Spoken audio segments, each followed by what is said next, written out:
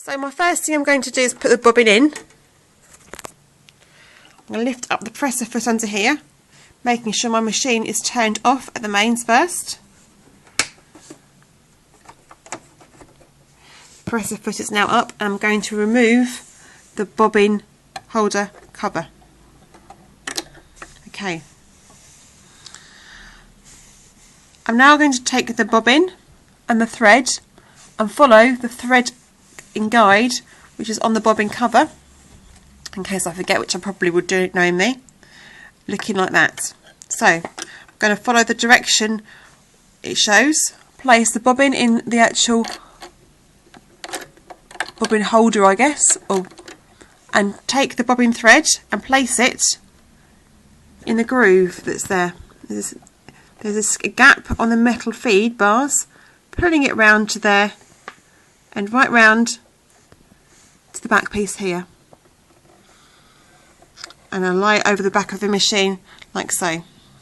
Okay, that's what the actual instruction says, well, my understanding of the instructions anyway, so we'll see how that goes.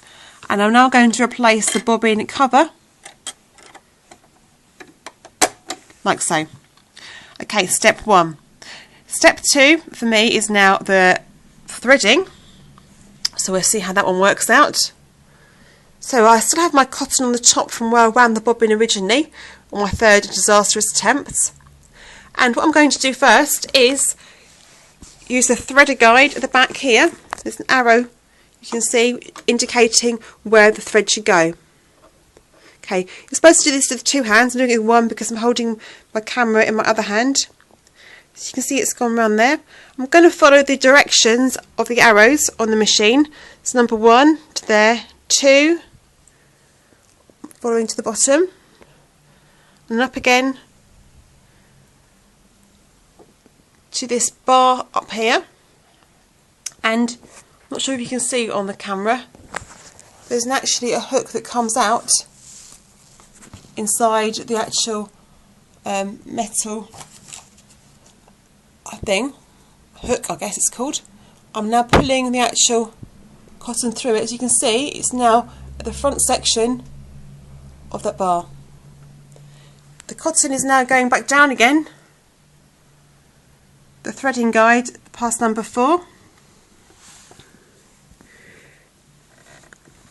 into the thread guide here and onto the needle bar like so. Okay, that's my machine threaded. I guess you can either now thread the needle as you would normally, or use the needle threading guide, which is down the actual needle threader, sorry, which is on the side of the machine like so. Okay, I'm going to turn the camera off for 2 minutes because I can't do that one-handed. So we're back in 1 moment. Okay, this is my sewing machine, my new TXL607. It's a Janome, as you can see, and this is my first time of looking at the buttons in detail. If I zoom in slightly closer, you will see there are 6 main buttons, or selector buttons. The bottom one is the start and stop button. The one above that, the reverse stitch button, and the one with this looks like a dartboard, I guess really, is the auto lock button. Just above that is the LCD panel, and beneath that is a few other selectors. The first one on the left hand side is quite useful. It's placing your needle up or down depending on how you're sewing and what you're sewing.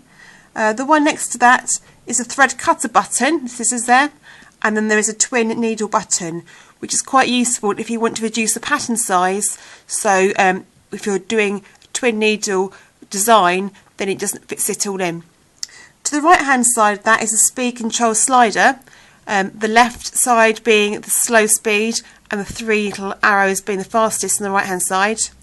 And then there is the LCD display, which you use to select your stitches, reverse patterns, and there's also a memory button on there as well. So that's a quick look at the Janome main features on there when it comes to those ones. There's also a useful card that's provided in the pack, which you can clip onto the top of your machine, which gives you a reminder of all the stitches that your machine can do and which numbers you need to press to select them. Okay, I'm just going to pop that back down again for now, because the first thing I'm going to try and do is wind the bobbin up. Okay, the thread goes on top of the machine, and then you place the spool holder against that. I've used a small spool holder as my cotton's a small spool reel of cotton. The thread itself is coming off in front of the machine. As you can see, there is a clear diagram on top of the machine that indicates which way round the cotton has to go on. And you're supposed to take the cotton down to this piece here and put it round. Okay, it's going to be tricky to do this single-handedly, so if I'm going to just pause.